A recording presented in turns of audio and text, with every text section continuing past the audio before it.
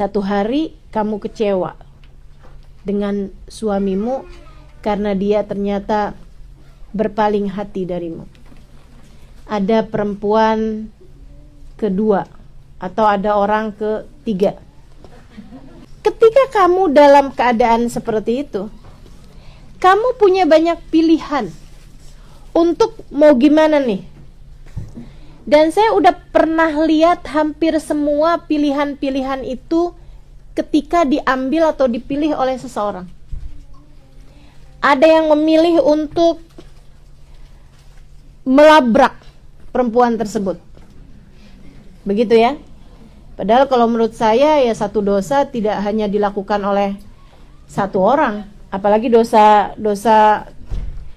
perselingkuhan seperti itu ya. Itu kan kayak tepuk tangan tuh. Kalau satu mau mukul sekuat apapun, nggak dibarengi dengan tangan satunya, nggak akan pernah ada bunyinya gitu. Kayak gitu kan. Orang tuh kan sukanya nyalah-nyalahin si perempuan kedua ini gitu ya. Kita sebutlah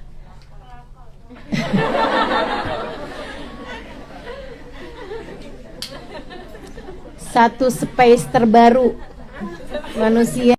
Jadi teman-teman sekalian, nggak ada untungnya gitu. Seringnya dia malah akan memilih si yang satu itu gitu kan, daripada dirimu itu.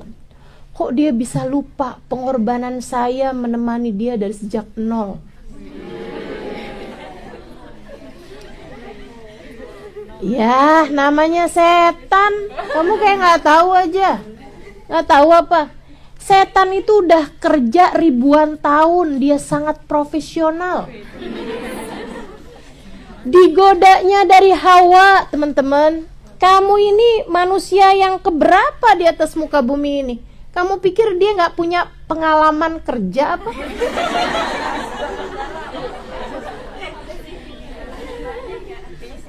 Udah banyak itu pengalaman kerjanya setan. Dan tentu aja orang lagi ngerjain dosa, apalagi dosa besar gitu ya, perzinahan, perselingkuhan, misalnya yang sampai dengan zina. Nah itu kan dia sedang dikuasai sama setan. Bagaimana mungkin kamu kalah ngadepin setan, yang mana setannya ini sedang berkolaborasi sama dua pasangan tersebut gitu kan. Jadi kamu jangan mikir antara kamu sama dia, enggak. Ini antara kamu sendirian dengan seseorang yang sedang berkolaborasi.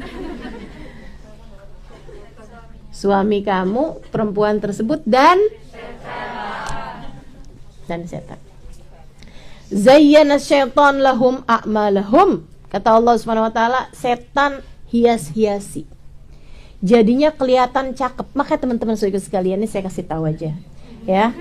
Hasil pengalaman pribadi. Bukan saya. Tapi hampir semuanya perempuan kedua ini selalu saja nggak kalah cantik dari yang pertama.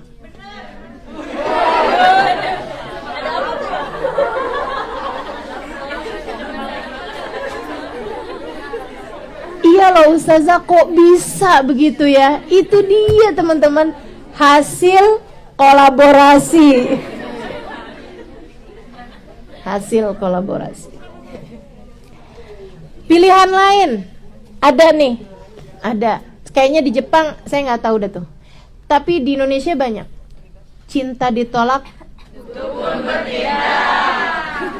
Aduh, itu ya. Itu paling kesian tuh yang milih keputusan seperti ini nih. Kesian. Ada lagi pilihan yang lain. Dia bilang kayak gini nih. Emangnya dia pikir dia doang yang bisa begitu?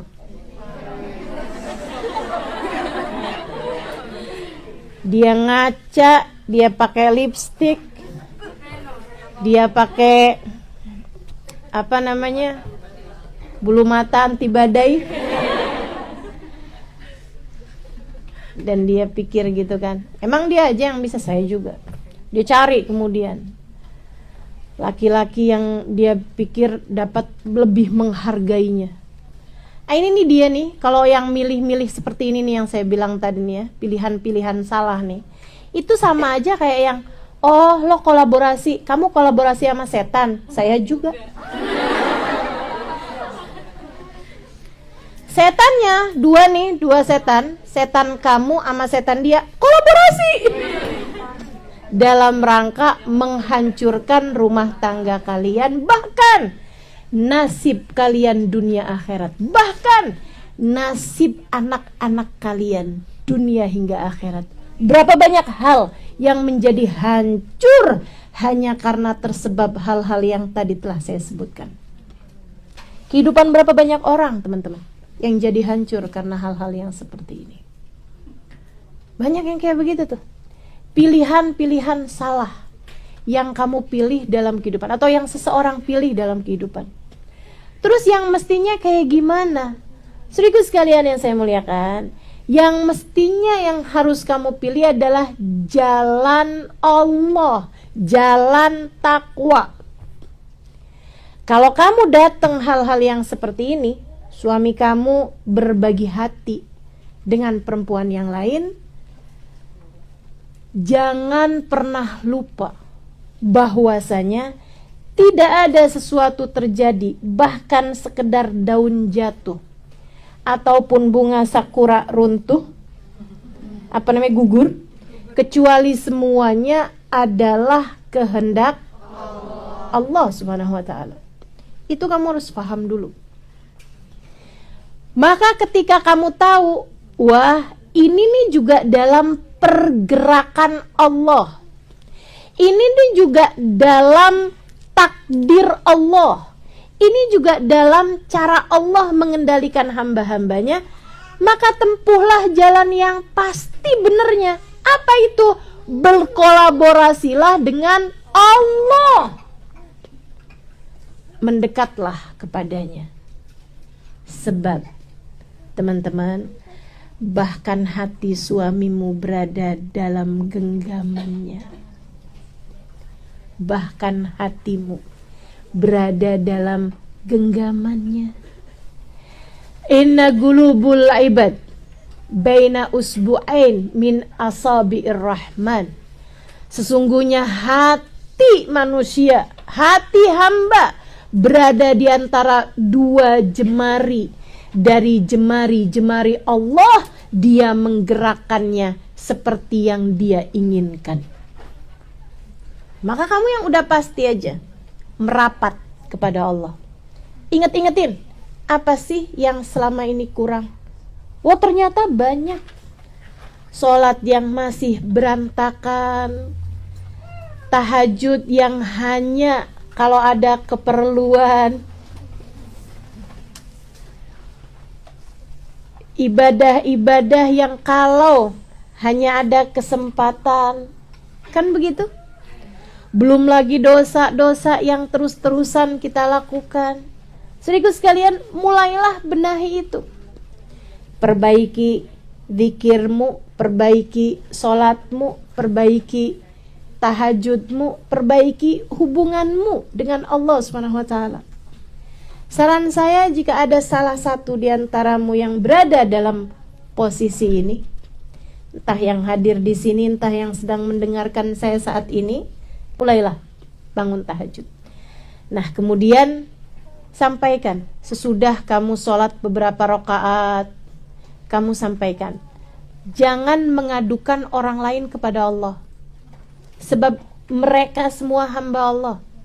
Kalau ada yang kamu adukan, adukanlah dirimu dengan ketidakmampuanmu menghadapi permasalahan dalam kehidupan. Kamu jangan bilang, ya Allah liatin tuh perempuan itu, ya Allah apakah engkau akan membiarkan seseorang yang telah begitu menyakiti hatiku untuk tertawa terbahak-bahak di belakangku? Nggak gitu caranya, nggak gitu caranya. Itu namanya kamu sedang menjadikan urusan ini sebagai urusan antara mereka sama Allah.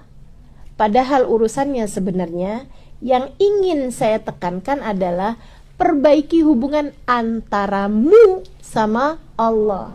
Ini bukan tentang mereka, ini tentang kamu, maka sampaikan kepada Allah, ya Allah, aku mengadukan kepadamu betapa lemahnya diriku dalam menghadapi permasalahan dalam hidupku.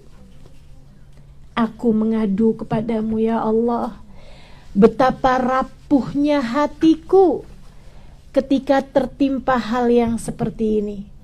Ya Allah, aku tahu hatiku, hati suamiku berada dalam genggaman-Mu.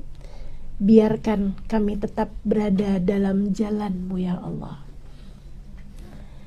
Maafkan aku, ya Allah, atas begitu banyak kelalaian, begitu banyak kesalahan, begitu banyak dosa-dosa yang aku lakukan selama ini.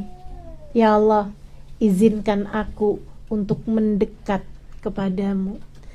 Ampuni segala dosaku, bimbing aku, ya Allah, agar dapat menjadi hamba-Mu yang mulia, jadi hamba-Mu yang soleha. Itu merapat kepada Allah, teman-teman. Gak ada urusan sama yang lain-lain. Ini adalah antaramu sama Allah Subhanahu wa taala, antaramu sama Allah. Benerin hubunganmu sama Allah Subhanahu wa taala. Tempuhlah jalan takwa. Apapun aja dalam kehidupan, begitu banyak pilihan-pilihan dalam hidup ini, tempuhlah jalan takwa. Gitu. Kalau kamu tempuh ini terus, sebulan, 2 bulan, 3 bulan, apalagi setahun, 2 tahun, 3 tahun, lihatin aja nanti betapa Allah Subhanahu wa taala akan menjadikan keadaan semakin membaik, semakin membaik, semakin membaik. Dan lihat aja nanti, kalau kamu selama ini sering galau, sering sedih, sering susah, kamu kalau menempuh jalan takwa, itu nanti itu akan yang semakin sedikit, semakin sedikit, semakin sedikit kesedihanmu, problematikamu dalam hidup. Jadi sekalian, akan tetapi kalau kamu menempuh jalan selain dari jalan Allah, apalagi kalau kamu menempuh jalan yang tadi saya sampaikan, kamu berkolaborasi dengan setan. Setan hanya akan membuatmu berada dalam masalah demi masalah, masalah demi masalah, sampai dari hazan kamu berubah menjadi ham, dari ham kamu sudah merasa dijebak keadaan, keadaan sudah meruntuhkan dirimu sehingga kamu gak bisa ngapa-ngapain lagi. Akhirnya kamu masuk dalam fase gham,